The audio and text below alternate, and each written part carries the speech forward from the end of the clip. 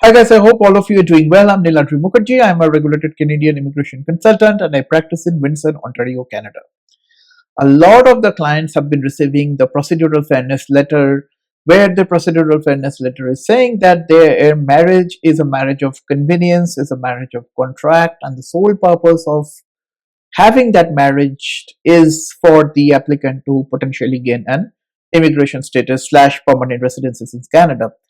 The problem is not really the procedural fairness letter. The problem, sort of my problem, is with the understanding that people are not able to understand it and therefore making mistakes, and majority of the time those mistakes are being made in an innocent way because they're unable to understand the meaning behind the term the marriage of convenience or the contract marriage. Okay, so long story short, a marriage of convenience or a contract marriage is something where the marriage is being arranged and entered into for one person to potentially gain a permanent residency here in Canada, right? And this type of procedural fairness letters are very common, obviously, for the spousal sponsorship application, but are not that uncommon for open work permit applications as well. And I have seen it both. Okay, sometimes people fail to understand that how big the wedding, how grand the wedding has really no correlation or no direct correlation with the officer alleging you that it's not a marriage of contract, right?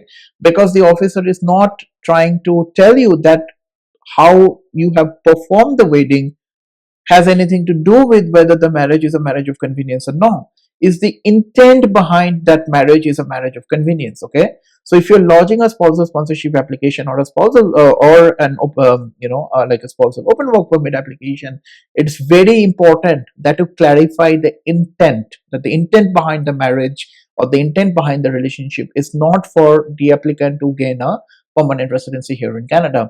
And please do not think that if it's a big wedding, all the family members are invited, it's, you have shared a lot of photographs on social media, etc., will prove them otherwise. If the intent has not been portrayed correctly in your original application with sequence of events. So for example, if you're saying that I know my spouse for a very long time, we went to the college together, for example, prove that with photographs, prove that with sequence, prove that with anything relevant that is testifying what you are otherwise claiming it to be.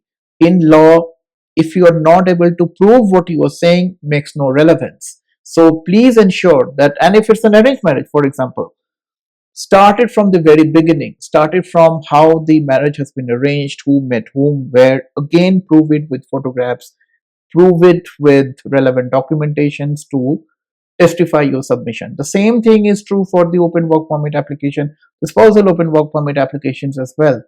Immigration has gone a little bit harder these days, and I am assuming that I will see more and more this type of procedural fairness letters. So not all is gone if you're able to respond to the procedural fairness letter correctly. And in fact, recently I handled a case where the response has been done successfully and I received a positive decision literally within 2 months of time. The client was from India, but if you're able to do the principal application correctly, in all likelihood you will be able to avoid receiving this kind of a procedural fairness letter, and that is the whole purpose of this video. So long story short, intent behind the marriage should be clear. How big the wedding is, how many family members have invited, how many photographs did you share, etc., are important. But if the intent has not been portrayed correctly, you may still receive a procedural fairness letter. Again, not all is gone. There are used cases, numerous used cases where this kind of cases have been dealt with successfully by myself and my office. So if you need a assistance with this kind of an application or a procedural fairness letter response, you can always visit nuvonation.ca, book a relevant professional consultation. I'll be very happy to have a case specific discussion with you, and possibly we can go from there. Hope this helps. Bye now.